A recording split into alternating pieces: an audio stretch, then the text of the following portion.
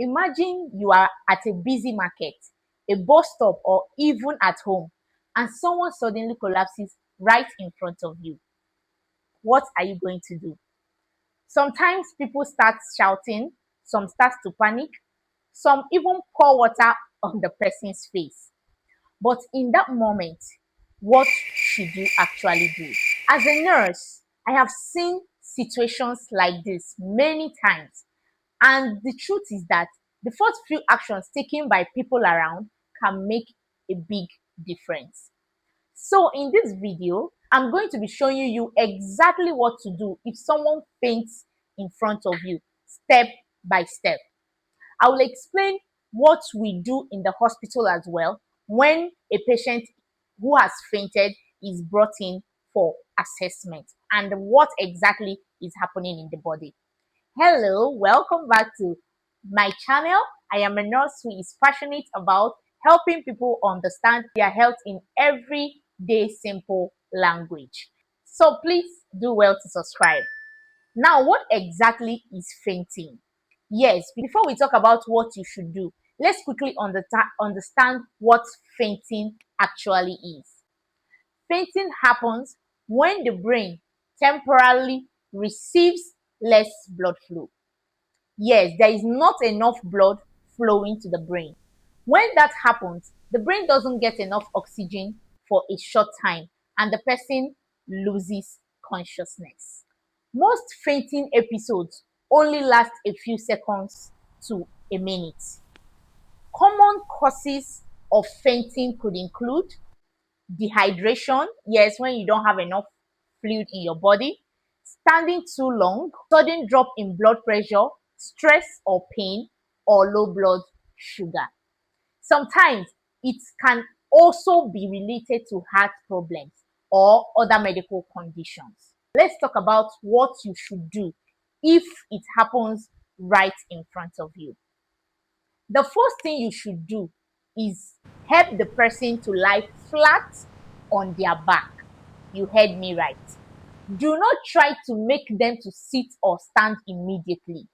When someone faints, their brain is not getting enough blood. Lying them down flat helps to improve blood flow back to the brain. If they collapse suddenly, make sure their head is supported with a bag, pillow, whatever is around you, so that they don't hit their head directly on the ground. Safety is very important. The next step is to slightly raise the person's leg. You can place a bag, pillow, or folded clothes under their leg. This helps blood flow back towards the heart and the brain. This simple step alone can sometimes help the person regain consciousness faster. Step 3, check for breathing. Yes, check if the person is breathing normally. Look at the chest to see if it is rising and falling. You can also gently call the person's name or tap their shoulder. Most people regain consciousness within a short time. If the person is not breathing normally or remains unconscious for more than a minute, this becomes a medical emergency. Call emergency service immediately. What not to do? There are also few things people commonly do that are not recommended at all. Do not pour water on the person's face. I repeat, do not pour water on the person's face. Do not slap them. Do not try to force food or drink into their mouths. These actions don't help and can sometimes cause harm. The fastest approach is to keep the person lying down and monitor them. Now, what happens when they wake up? If the person regains consciousness, do not rush them to stand up immediately. Let them rest for a few minutes and ask them how they are feeling. Sometimes people feel dizzy, weak, or confused after a fainting episode. Encourage them to sit up slowly before attempting to stand.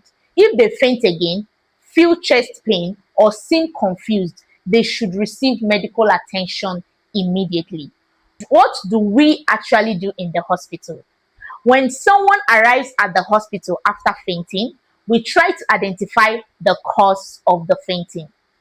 Healthcare professionals quickly check the airway and the breathing, pulse and blood pressure, oxygen level, and the blood sugar level.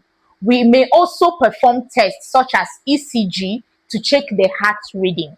This helps to understand whether the fainting episode was harmless or caused by a more serious condition.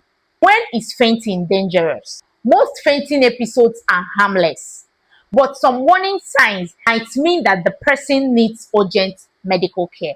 This includes chest pain, difficulty in breathing, fainting during exercise, repeated fainting episodes, severe head injury from a fall.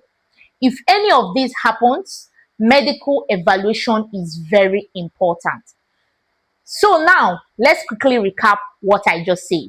If someone faints in front of you, lay them down, lay them flat on their back, raise their legs slightly with a pillow, check their breathing, and call for help if they don't recover quickly.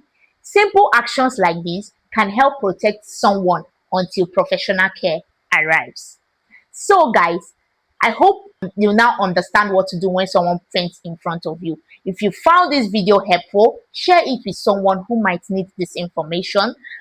And don't forget to subscribe for more simple health education that everyone should know to save their lives. Till I see you in the next one. Bye.